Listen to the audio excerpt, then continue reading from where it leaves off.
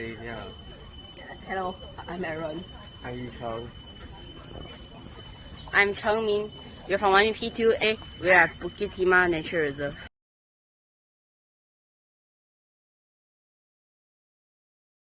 This is the route that we took.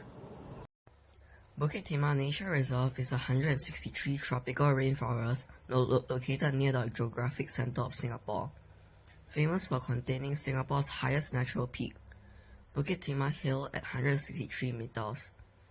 Fun fact, the Bukit Timah Nature Reserve is incredibly diverse, home to an estimated over 500 species of wildlife, and is one of Singapore's oldest protected areas. For Bukit Timah Nature Reserve ecosystem services, there are 4 main points. Firstly, regulating services. Bukit Timah Nature Reserve helps store carbon dioxide because the trees absorb carbon dioxide from the air and store it in their trunks, roots, and the soil. This helps slow down climate change. It also helps reduce flooding. The trees and their roots slow down rainwater and let it soak into the ground instead of flowing away quickly. Secondly, for supporting services, Bukit Timah Nature Reserve is home to many plants and animals, including the long-tailed macaw. It also has a healthy nutrient cycle. Dead leaves and branches are broken down by fungi and insects, returning nutrients to the soil so new plants can grow. Provisioning services. Bukit Timah is a suitable home for long-tailed macaques because it provides food and shelter. Native fruiting trees such as fig trees give them food, while the tall trees and dense canopy give them safe places to rest, sleep, and move around. Cultural services. Bukit Timah Nature Reserve is also a place where people can hike, learn about nature, and do research. It helps people understand why Singapore's rainforests are important and worth protecting. Bukit Timah is suitable for long-tailed macaques because there are plenty of food from native fruiting trees, leaves, and insects. There are also many tall trees for climbing, resting, and sleeping. Dense canopy gives shelter and protection. Many trees make it easy for them to move around. A healthy rainforest provides everything they need to survive.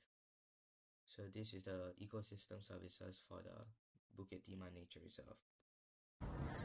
Bukit Timah Nature Reserve experienced significant structural changes because firstly, by the mid-19th century, extensive logging and widespread gambia and pepper plantation reduced the broader forest cover, leaving only small patches intact. Secondly, the Bukit Timah Nature Reserve was contiguous with the Central Catchment Nature Reserve. The construction of the Bukit Timah Expressway split these two major ecosystems apart, permanently isolating wildlife and reducing natural gene flow.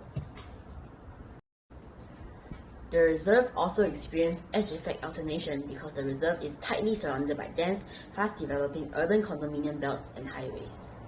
The abrupt boundary between the urban landscape and the forest has altered local microclimates, leading to shifts in atmospheric temperature, humidity, and light penetration. The organism we have chosen for this document is a long-tailed macaque, which is a native species to Southeast Asia. Their tails is longer than their body for balance. They have grayish-brown fur and white eyelids. Males are much bigger than females. They eat mostly fruits, insects, and crabs. Sadly, the population have experienced drastic reductions, dropping by an estimated 50% to 80% over the past 3 generations due to massive native forest deforestation and conflict with human communities.